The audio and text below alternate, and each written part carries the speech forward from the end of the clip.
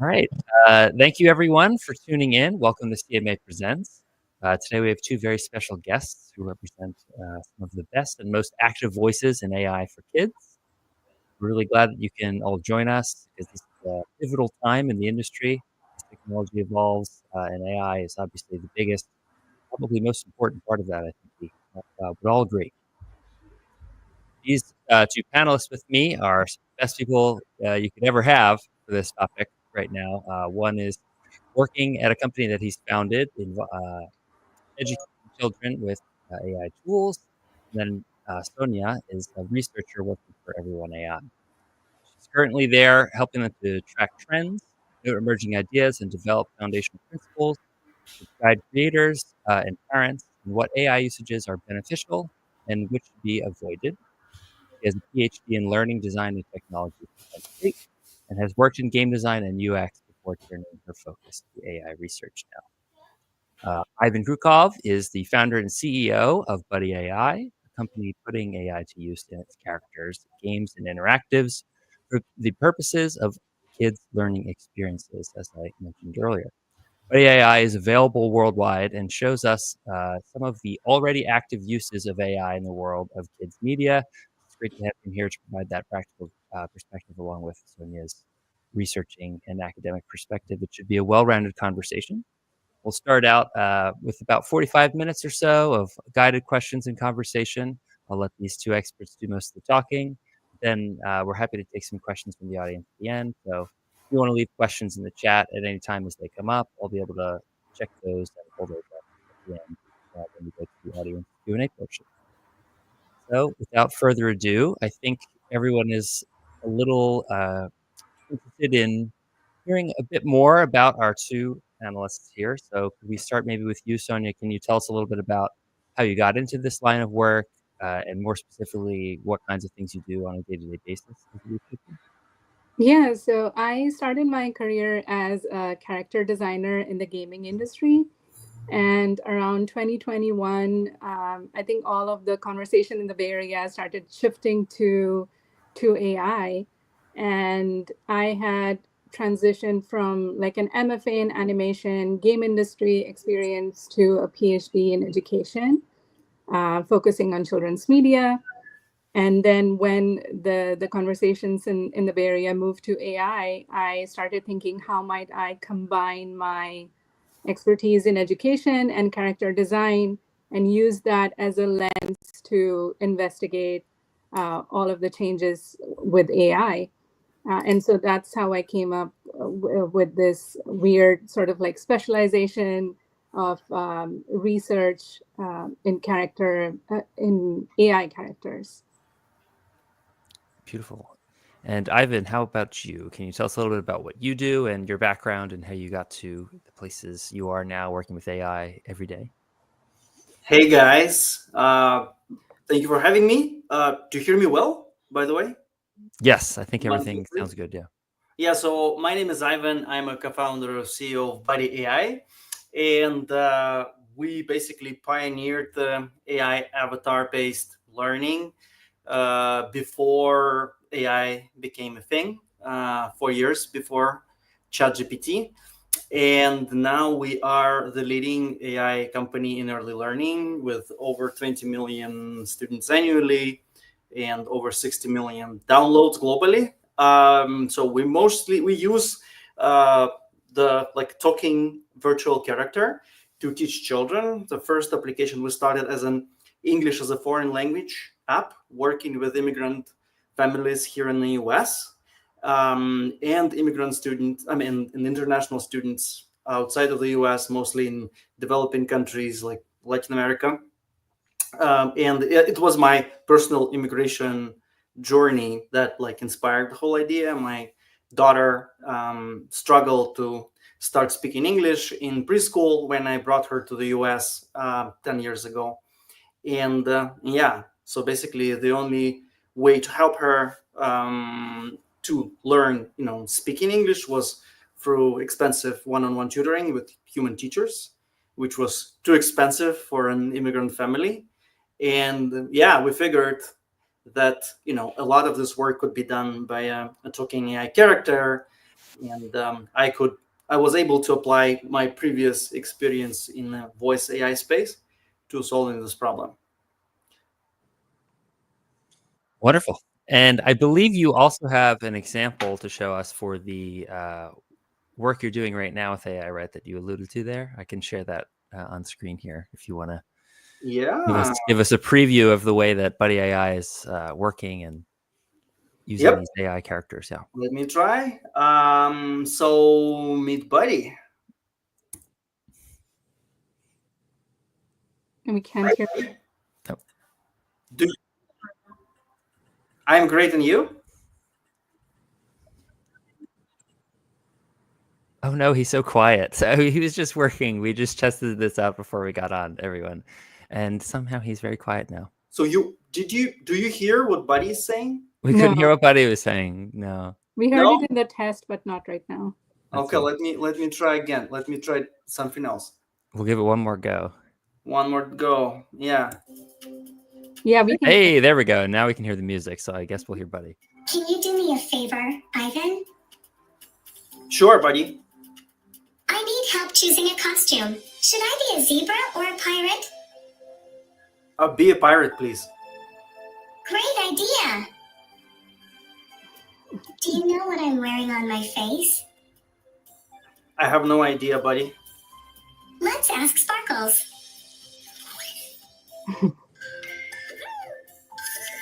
Eye patch.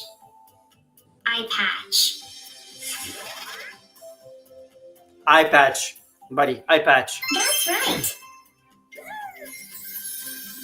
High five. I have one more question for you. What action do you think I'm showing now? Are you swimming? Great job! I have a new cartoon. Do you want to watch it together? Maybe later, Buddy. I'm a little busy. Okay. See you tonight, Ivan. Bye-bye. Yep, that's Buddy. Very, very I cool. love that. I love that as soon as you said that you're busy, it backed off instead of like some of the addictive kind of chatbots are like, oh, I can show you a shorter video or something else. Like instead of nudging them to more content, I appreciate the quick ending. Thank you, Sonia. Yes, it's very, very good to see. Sonia's right there. It's not always done that way. So as we see with Ivan's example there, AI is obviously already available to kids in their media, and it's been working that way for 4 years, at the very least, before ChatGPT. So let's start with Ivan. Can you talk a little bit about the current state of AI as you use it? How specifically are you using it at your company? What aspects of the media that you produce are traditional versus what things are AI now? So I would say that AI is in a core of our product. It is essentially an education, early learning delivered by an AI character. And we had to build our own AI stack in-house. So starting from speech recognition, we built our own speech recognition engine tuned specifically for children, trained on children data, and even more specifically on accented children's speech, because like most of our students, as I mentioned, are like international students or immigrant children who speak, let's say Spanish or Portuguese at home, and it's a hard problem. It is hard to for traditional speech recognition engines to understand what children are saying. Plus, most of the traditional, off-the-shelf AI solutions are not compliant with COPPA.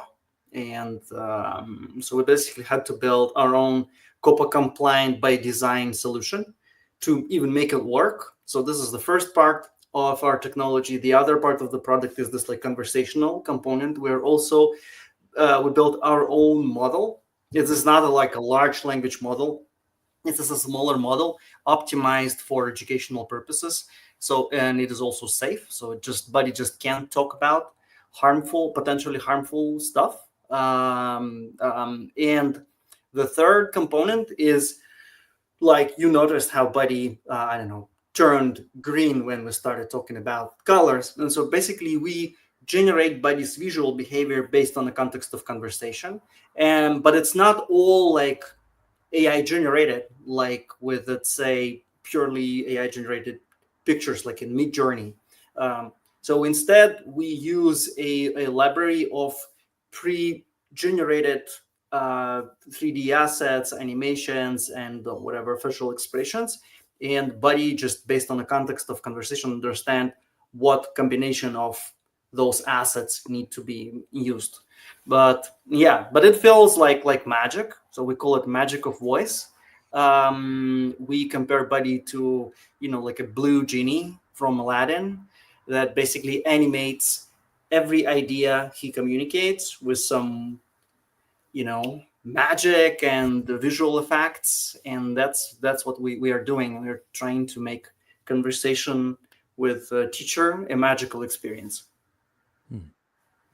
Very, very nice. I'm interested in particularly the language model that you use for training Buddy.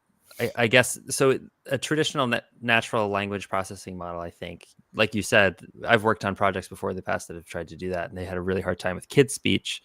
What was the process like for you of building a model specifically that could understand kids? How did you do things differently to get things in a place where it was working with kids? Ryan, you mean the voice speech, Yeah, right? Speech yeah, recognition. Yeah. So the speech recognition, basically, it started as a data collection process, a project. So we needed to collect significant amount of data ourselves. So the largest, publicly available data set of kids' speech is 500 hours, something like that. Now we have about 50,000 hours of data. And so we basically started by collecting data in countries where there's no regulation, like COPA. But of course, we did everything from we permission and consent from parents and things like that. And then when we created this model that even worked, we started working on getting a COPA certification with KidSafe. But yeah, so to even make it work, we had to collect significant amount of data, kids data. So it's not so what makes Buddy, our speech recognition, unique compared to, let's say, Apple's native speech recognition is that Apple's speech recognition or Whisper, Google's speech recognition are trained mostly on adults' data, and while our model is trained purely on kids' data. So it may not be as precise understanding what we are saying, but it would understand a 4-year-old Japanese girl trying to say her very first words in English. Very fascinating. That's amazing that kind of thing is available now, and it's obviously a big benefit to young language learners. So, Sonia, my question for you: what other uses are we seeing similarly in the marketplace today? When you see something like that, what comes to mind from your research on this sort of thing? Yeah, I've been exploring a lot of products. I'm looking off screen on my notes here, but I mostly see 4 broad categories. There are smart speakers like Amazon Alexa, Echo Dot Kids. There are social robots like Miko, Luna, Eilic. Moxie was a popular one. Children's Media Association did a webinar, unfortunately shut down. There's also a pin called Toy Pal. It's a heart-shaped AI pin that kids can attach to their existing plush toys, and it gives it AI conversation. Then there are tutors. Buddy is, of course, one example, focused on literacy. There are some that are focused on math, like Synthesis Tutor, which is inspired by the SpaceX Ad Astra school. Then there's Broccoli, which focuses on K-5 math. And then there are more comprehensive tutors like Conmigo, CK12 Flexi, and then Numerade, which is kind of focused on STEM, but for older kids. And I'll put all of these notes later on LinkedIn. If someone is trying to note these down, I'll make a post about it too. And then there are hybrid kind of products that combine some physical and tangible interaction. There is Toybot. Shout out to Toybot. It works in tandem with playboards, which are like physical board games, and then you can connect it with the Toybot and have sort of like a joint engagement with families. Wow. There's ReadyLand. Again, shout out to the founder is from CMA. Which works, it's a combination of a smart speaker that works with children's books. There's Luca, which is also like bilingual English and Chinese. It's a smart speaker with the ability to it has some animatronics and animation, and it can help read in both languages. It's a reading companion for kids. And even in literacy, like there are many different subcategories. So for example, Buddy.ai focuses more on speaking skills. There's Elo that focuses more on reading skills. There's an organization called withlove.org, and they focus more on writing skills. So even within literacy, AI tools are getting like more and more hyper specialized. Mm-hmm. Wow, yeah. So safe to say there is no shortage of AI usage already of things on the market, and I'm sure we'll see that only grow. And now that we do see that it's in use, I think it's important to understand its limits, right? Where do we have to be concerned about using AI, and where should we be really excited about it? And let's maybe start this conversation around what we came here to talk about, right? The guardrails of AI. It can do a lot, but not everything. And so some things it can't do might not be safe for kids yet. What's your understanding of the current guardrails in use for AI, specifically within characters too? Because I know that's your area of expertise, Sonia. We can start with you, but I'm really broadening out to AI overall. What are the guardrails that we know of? Yeah, so I usually talk about like 3 levels of guardrails. One is like within the design itself, because it's kind of like it's hard for the users or even lawmakers to understand the potential of what's happening. And so that's why I appreciate CEOs like Ivan who take on the responsibility even before laws catch on to it. That is why we need ethical designers to begin with. And then second, through law, because some of the companies where the founders or researchers on the team, if they are not really thinking deeply about ethics, then anyone is just free to create whatever they want and put it out there. And unless there are like rigid laws, and if we just have like a gentle request that please make it more ethical, it's such a vague thing to say, what ethic, like what features. And so nothing happens unless there are rigid laws. And this will sound like a little bit of rant, but hang in there. There are like 2 types of laws, ones that are already out there and ones that have been a proposal for a really long time. So the laws that are already out there are like COPPA, Children's Online Privacy Protection Act that Ivan was talking about. And, it requires tagging different tools. Under age 13, there are a ton of laws. So even if they are not exclusively meant for AI, there are many child safety things that still carry over to AI products. There's FERPA, which is the Family Educational Rights and Privacy Act. Some states have their own things. So for example, the Colorado AI Act has more requirements for transparency. And the Safe for Kids Act that was started in 2024, it's mostly aimed at social media platforms, but again, like applies to AI. And then the California AB 2876 law that came out in 2024. It's more about like AI literacy in K-12 schools. But there are a ton of important things that are still pending legislation. So like the Lead for Kids Act, it's co-sponsored by Common Sense Media. It's gaining a lot of traction. And it has bipartisan support in some sense, but it's not in effect yet. It's like pending legislation. There's the Kids Online Safety Act, or KOSA. It passed the Senate in 2024, still pending in the House. There's the Algorithmic Accountability Act that's introduced, but I think it's still like the application is iffy. The California Senate bill is, and then there's like a blueprint for an AI Bill of Rights. Sounds very like wordy and ethical, but again, it's like a non-binding federal guidance. So it's kind of like saying that please try to do this, but if you don't, nothing will happen. So obviously, like no one is paying attention to these kind of, and even like companies out there are putting out so many toolkits and advisories and frameworks, but unless there is some kind of like law behind it, no one's like these companies that are just producing mass impact AI products have, no one is holding them accountable basically.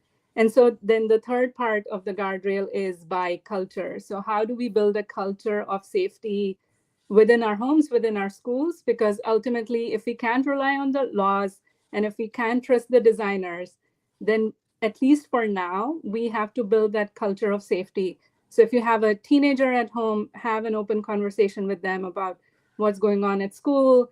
Are they using AI tools? What are they using it for? Is there something you can help them with? And similarly in school, having those kind of open conversations and building a culture of communication. So those three levels of guardrails within design, by law, and through the culture. Beautiful, very succinctly put. I really appreciate that. Ivan, I'm curious, in your practical experience as someone running an AI product company for kids, how have you run up against these guardrails at times? Are there things in place that feel unnecessary, that are keeping you from doing maybe the right thing with it, or making it harder to do the right thing? Or does it feel like the Wild West? What is your I know you alluded to COPPA regulations earlier, but I'm wondering what your practical experience with these guardrails has been so far. Yeah, Ryan, but before answering this question, let me add to what Sonia had said. I think there is one more layer of regulation, is actually platform policies. So App Store and Google Play have their set of policies. Not all of them are like super transparent, but we know that, for example, Google Play, they were like super mindful about allowing, basically policing the family category in terms of like using AI, large language models. And so when like large language models initially was introduced, like there were many apps on the App Store, just basically like a ChatGPT wrappers, marketed towards kids. But then most of those apps were just banned by Google Play, and it's much harder to get into the App Store with like ChatGPT wrappers. So there are policies there, and thankfully platforms are providing this extra layer of protection, and I think it is important, and it is good for families in the end. So, but talking about entrepreneurs, it definitely makes our lives much harder, and the development of educational products for children much more expensive. So when we just started working on Buddy, so Buddy was our second voice AI company. Before that, we were actually building a smart speaker and sold the company. And right after that, we started building Buddy, and we thought that we would be able to launch like a minimum viable product, MVP, within like 6-7 months of development. It turns out we were so naive, like no one wanted to work with children.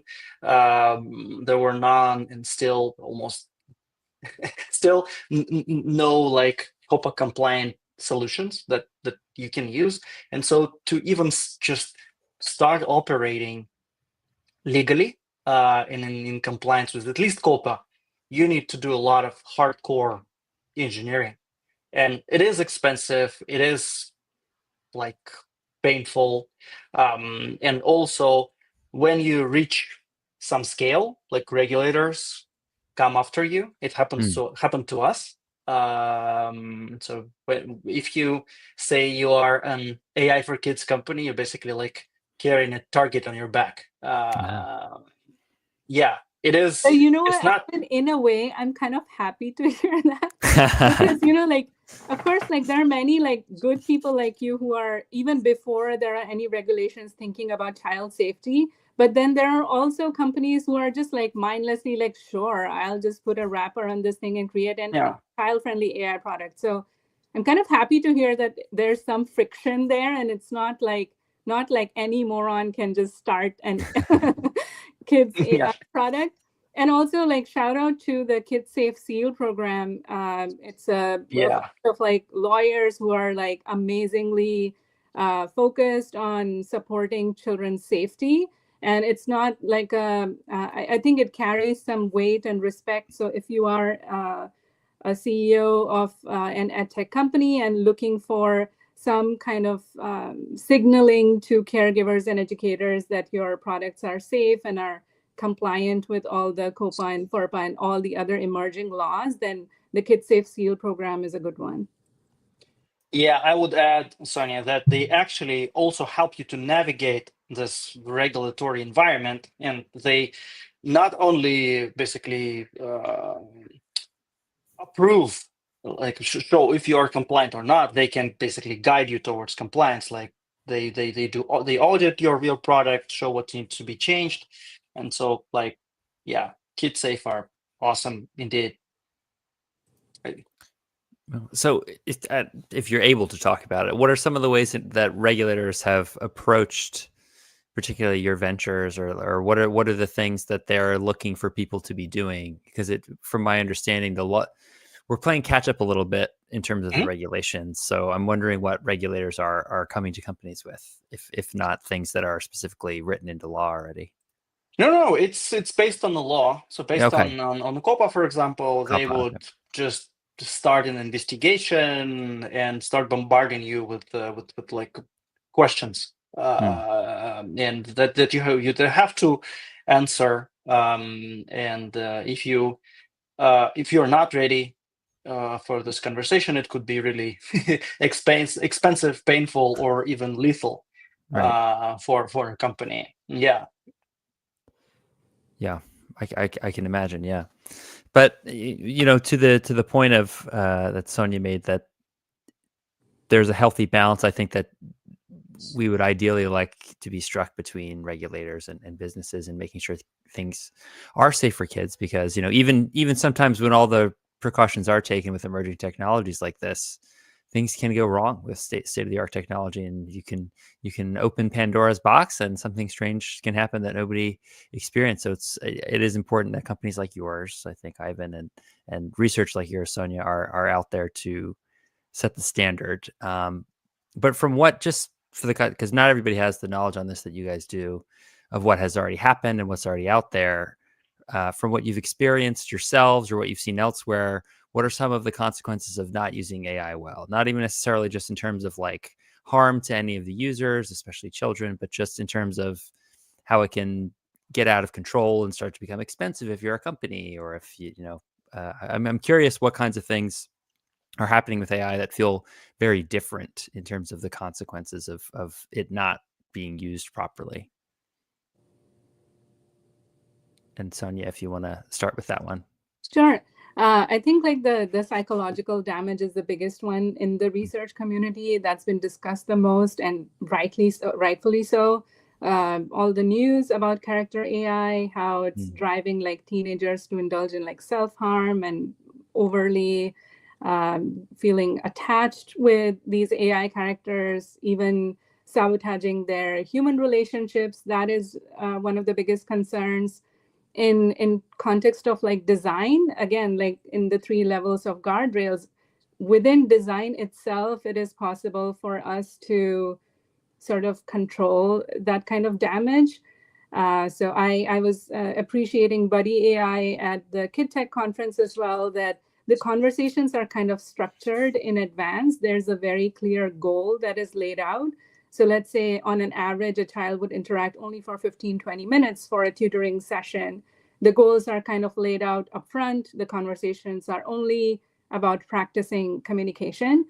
And so there's hardly any room for emotional overdependence because we know the purpose and the interaction is limited. So by design, we can control the scale of interaction to remain on the lower end, which is just information retrieval or light kind of parasocial interaction, like not being too attached with the character, not using them as a replacement of humans. And the environmental cost, of course, is huge. My hope is that as we have seen in some of the developments in China and in other parts of the world, I'm sure that eventually there will be very highly functional models which will have which will cause lower environmental harm. And then I think that the third one, just developmentally for children, it's kind of like an all-you-can-eat buffet. Just because you can, should you? So just because we can create an AI tool for anything and everything, should we do it and should we rely on it?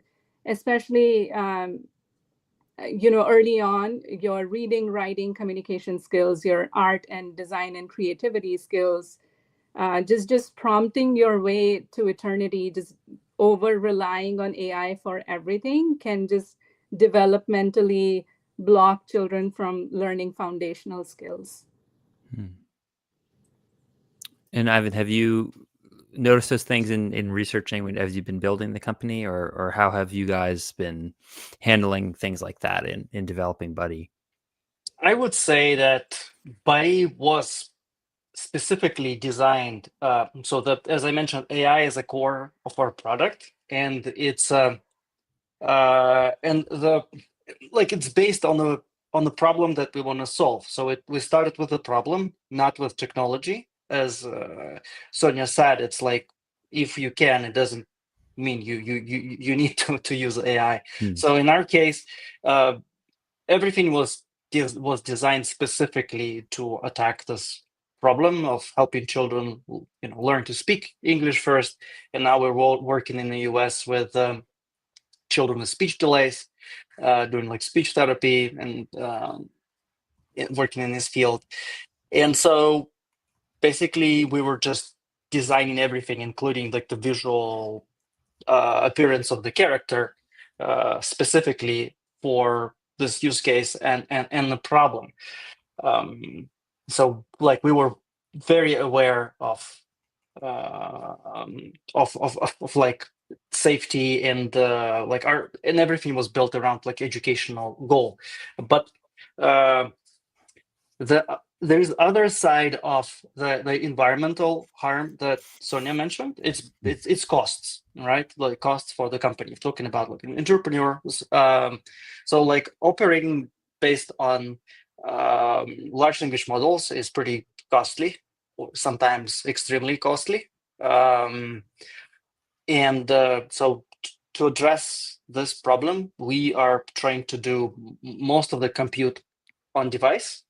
So we develop small models that can work on not just on mobile devices, but on like outdated cheap Androids that children in small towns of Peru use. And to like it helps us to first of all save a lot of money on operational costs, but also reduce the environmental harm.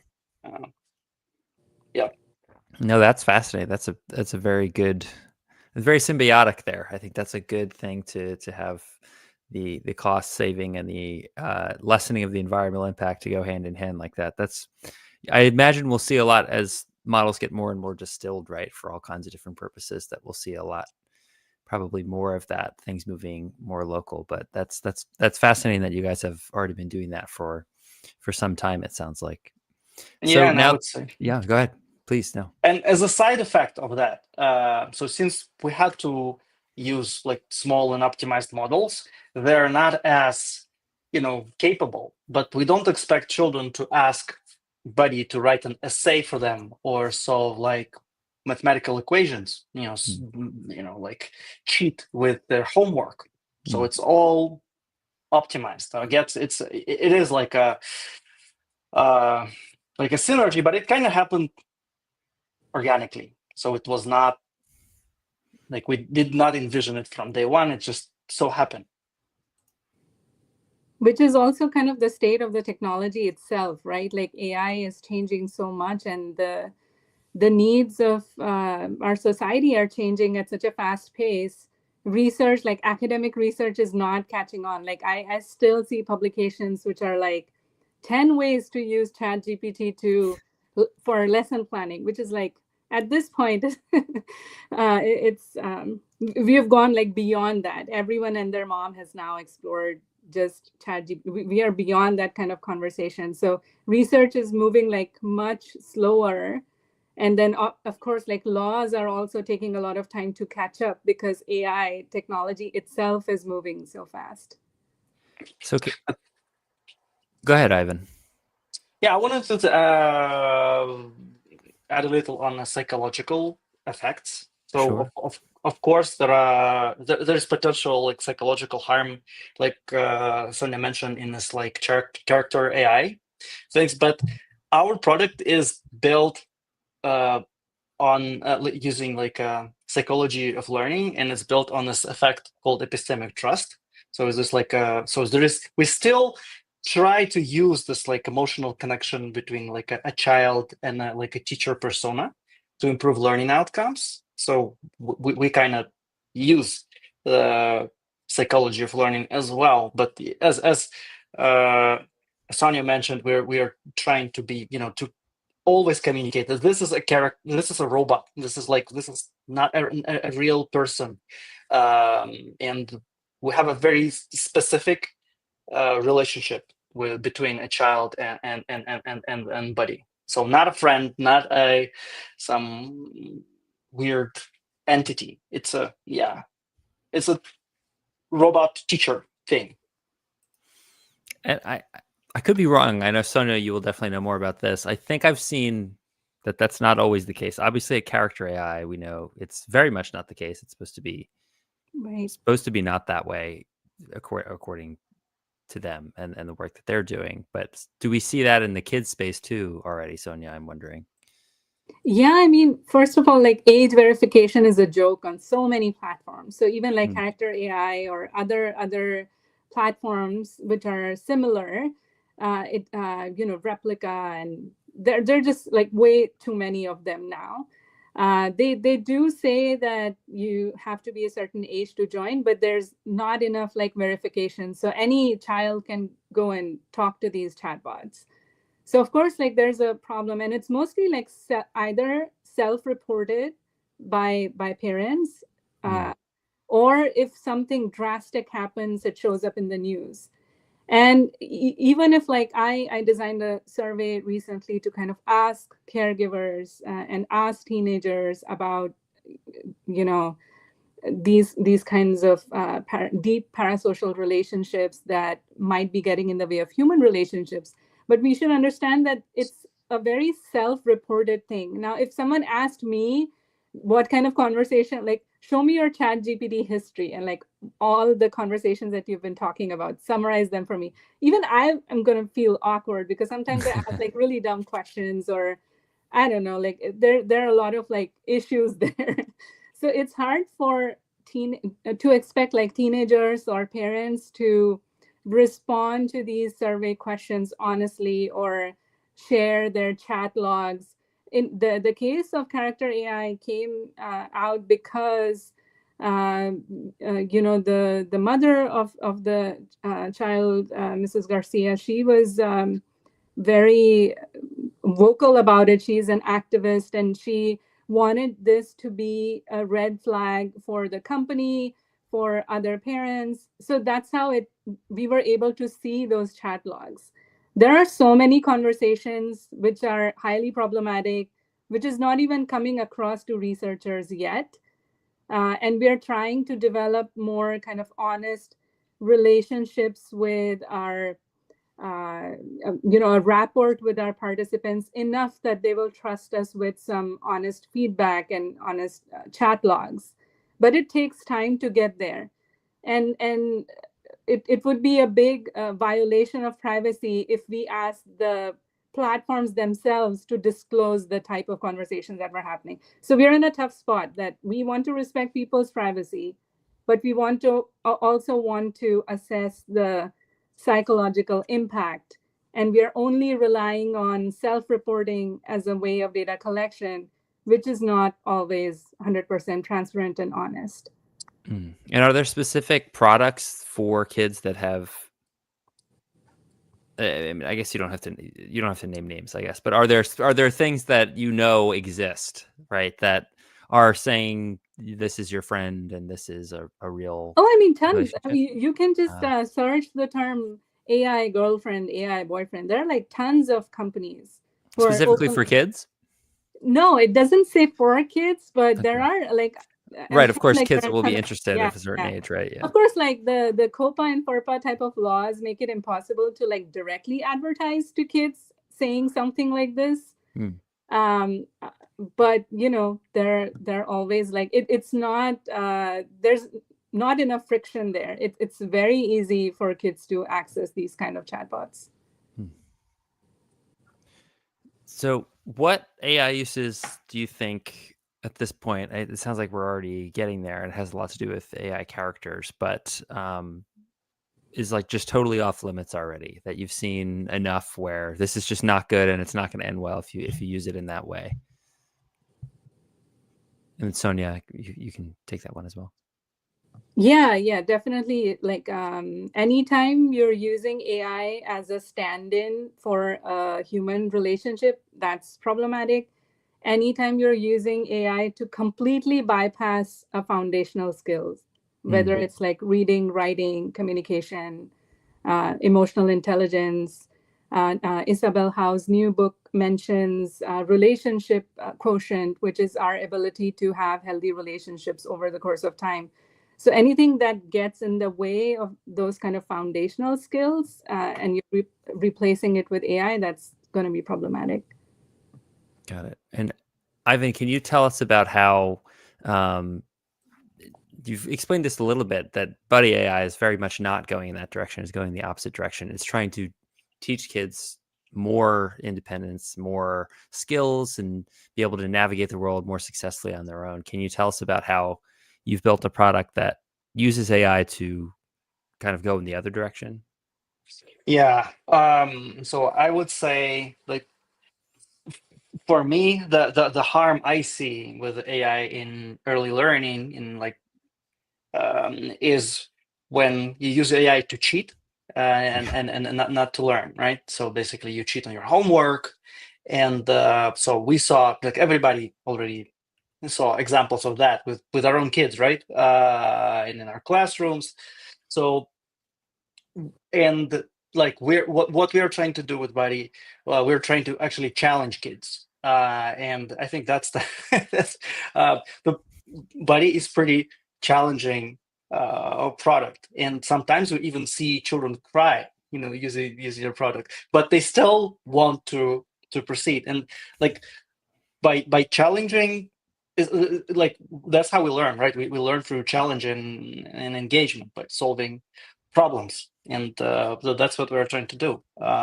Challenge our students with problems they are interested in solving, and like for example, the simplest principle and idea, like beyond Buddy, is basically you want to talk to this robot so much that you would learn English, right? Yeah. You would learn a foreign language, and so you use language as a tool to solve, like, let's say, in-game problems that Buddy suggests, and sometimes it is challenging, and so that's how we teach, through challenge. We're not trying to feed you a lot of sugar.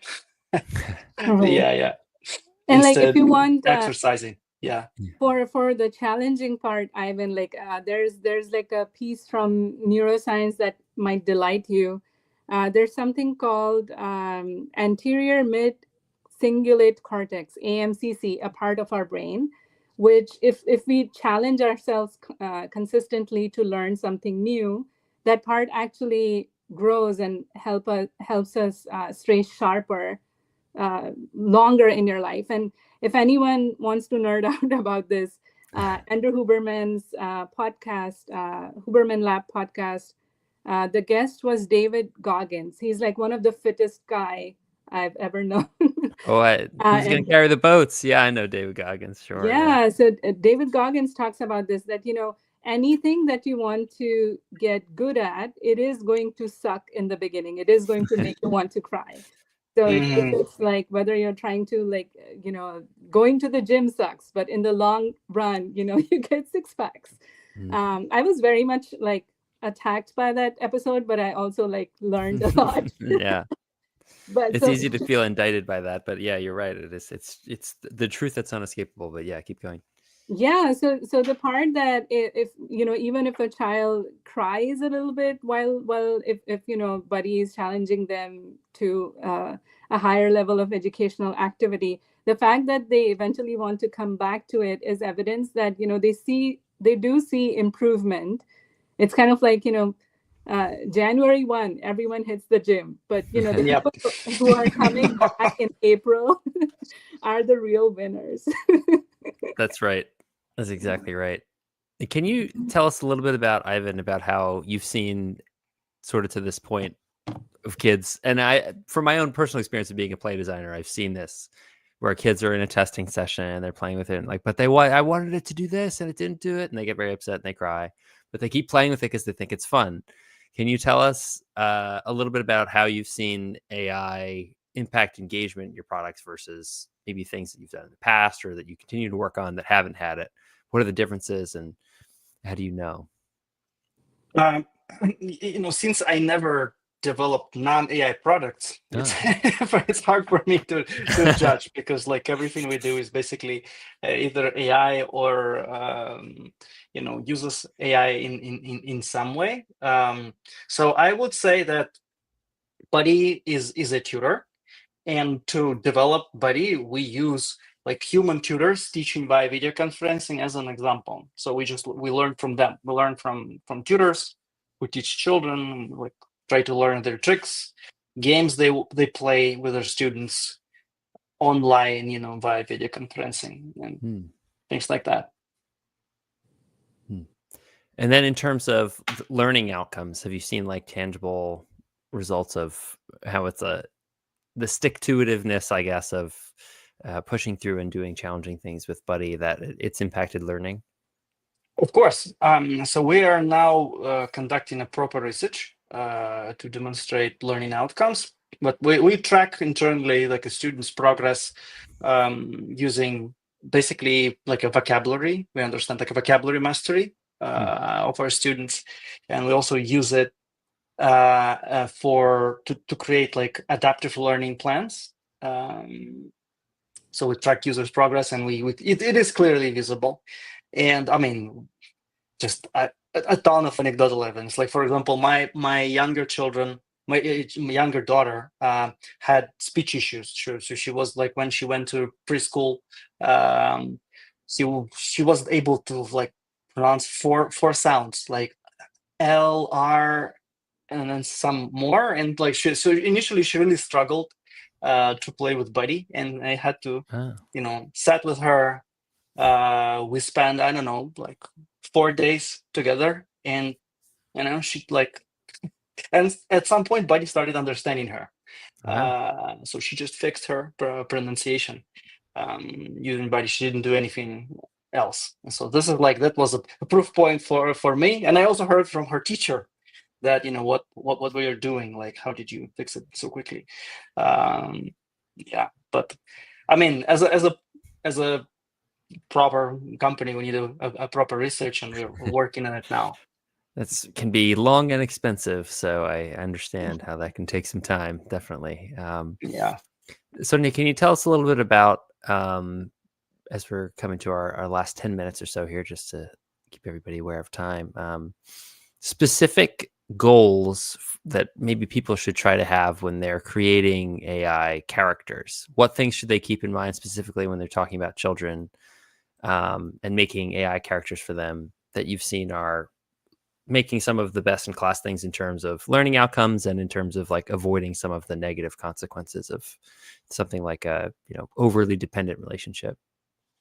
Yeah, I think like the scale of interaction is really important. If you imagine a linear scale, on the lower end is just simple information retrieval and a little bit of like light, friendly conversation, which is very goal oriented. On the higher end is very open-ended conversation with like zero guardrails, no limits. Let's talk about anything and everything you want to talk about. That is problematic.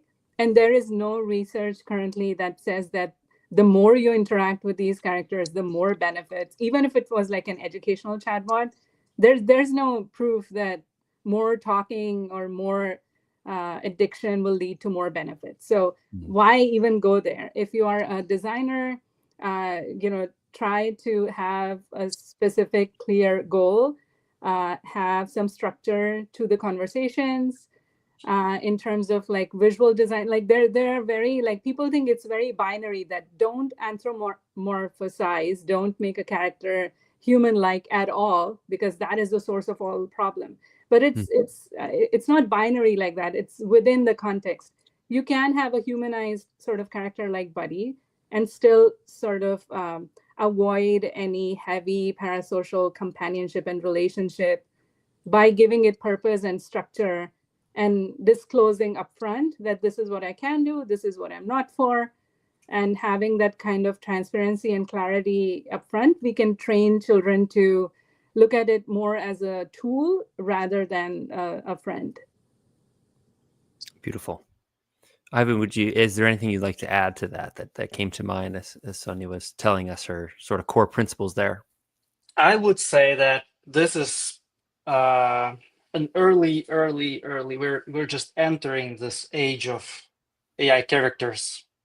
So it is, like you mentioned, like best practices, best examples. There are almost none at all examples.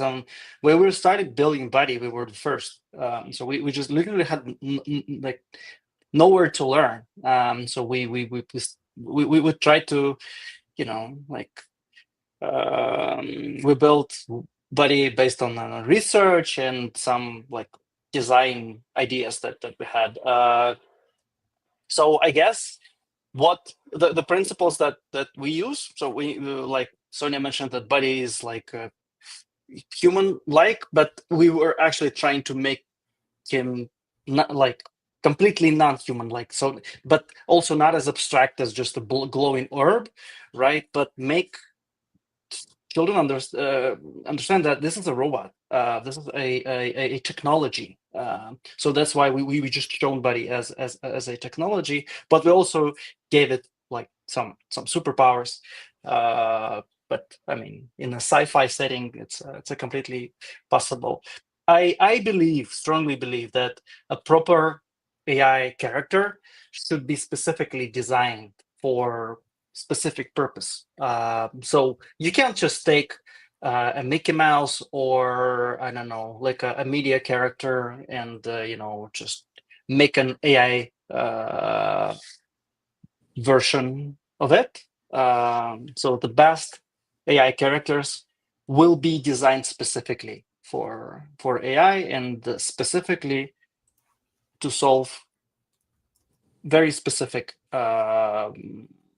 problems.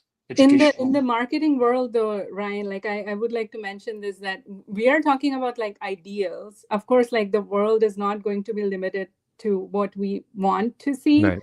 I mean, these things are already happening. Like Native Voice is a company that takes all these like popular characters like Bluey and Minions and all the movie characters and turns them into AI characters, and they train it on data from the movies, their story world. So they get hyper specific. They are trained on very similar voice. They're trained on a familiar backstory.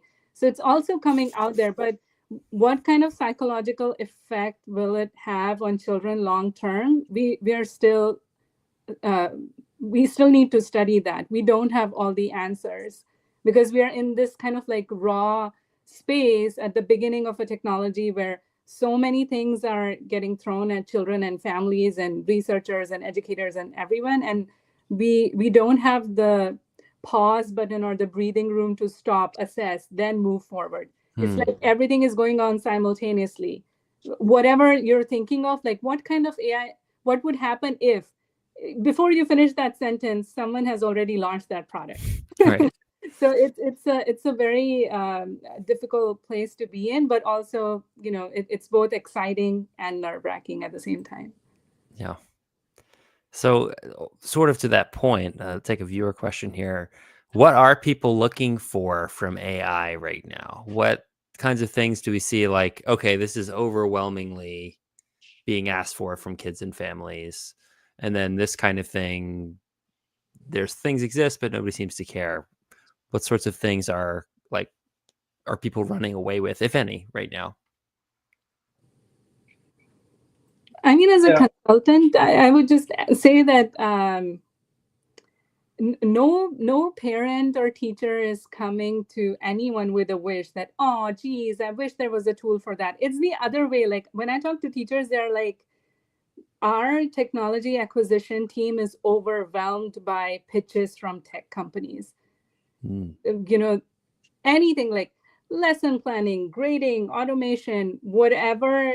It's like, ed tech companies are approaching teachers like, what are your pain points? What can we design for you? And there are like hundreds of products already.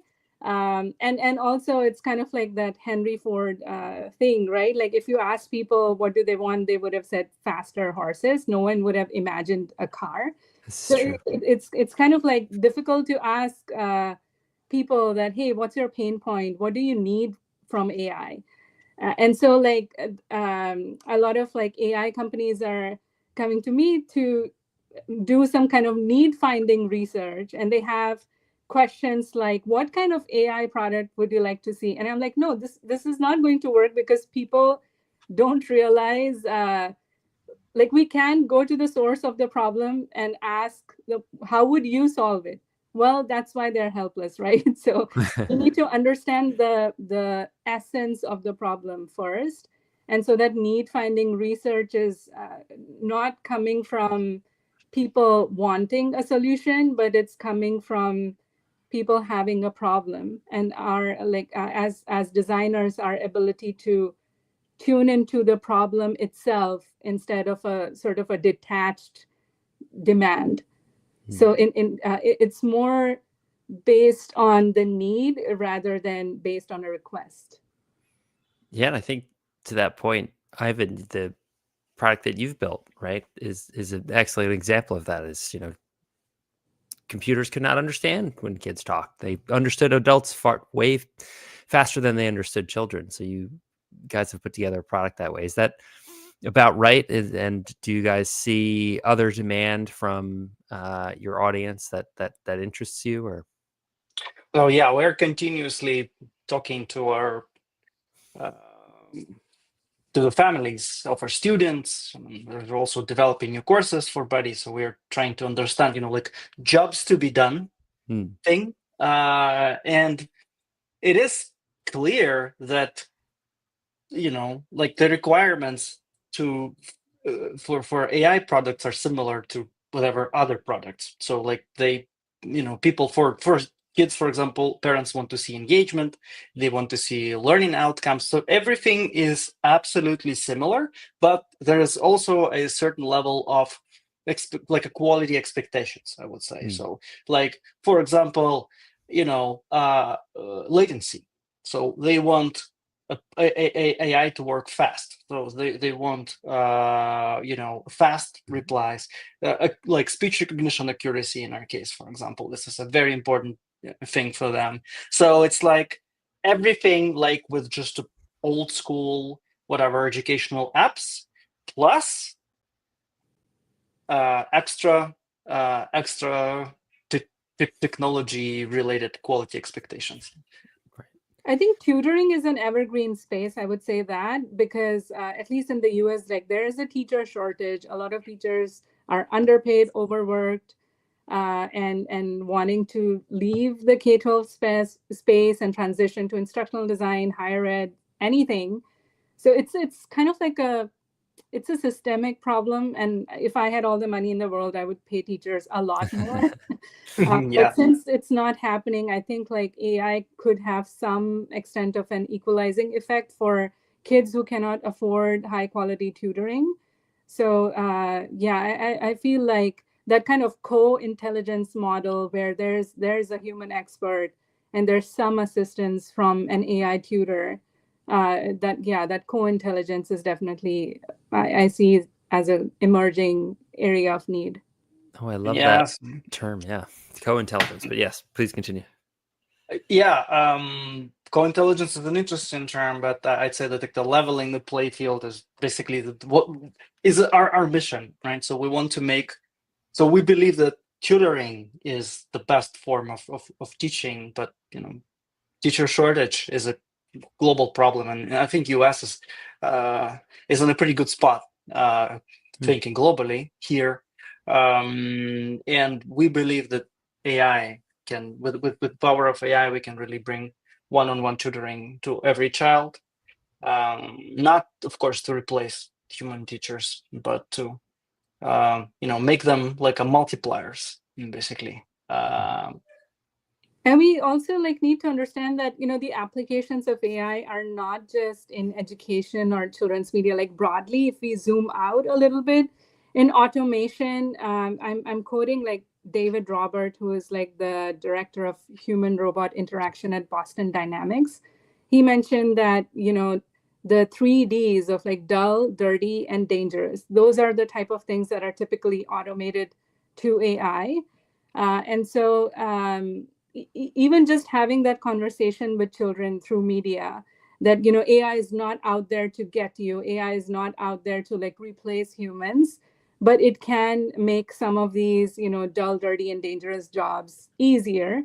And even to that, a lot of educators argue that, well, chores are a pretty dull job, and would you use AI to like do your chores? Yes. But like there is research on how doing chores at a young age teaches children responsibility as they grow up. So even within that kind of dull, dirty, dangerous kind of mindset, we have to be mindful that how much reliance on AI is essential. Absolutely. Completely agree. I couldn't agree more. I really appreciate this conversation. We're at time here. I'll give you guys a second here, but to add any last thoughts or anything you'd like to share with our audience. But I just want to thank you first and just say this has been a wonderful conversation. I know the community really appreciates it, and look forward to staying in touch and continuing this conversation across many more wonderful conversations. Thank you so much, guys. Sonia, would you like to share first? Anything? Yeah, I would just, I think like leave people with two questions. If you're a designer thinking about creating any kind of AI product, just ask that what's the goal, and is AI better than the non-AI counterparts as a solution? And then is it developmentally appropriate? And just in reflecting on those two questions, you might have more ethical guidance. Wonderful. Thank you. Ivan? And believe in yourself. So I guess it's yeah, and build new cool educational products with AI. It's a great time. I mean, this is amazing technology. It's an amazing, a great technology that can solve a lot of educational problems that we couldn't solve earlier with other technology. And yeah, let's use it to make the world a better place. I'm sorry for being Spoken like like the CEO. Huh? yeah, but I mean, yeah. Let's use this opportunity, guys. Thanks for your TED Talk. Yay. All right, you two. Thank you very much. I really appreciate you taking the time, and I appreciate all of our viewers and your questions too. This has been CMA Presents, and stay updated on our LinkedIn and other online platforms, Instagram, etc., for more events like this in the future. Thank you again to Ivan and Sonia. Take care. Thank you, guys.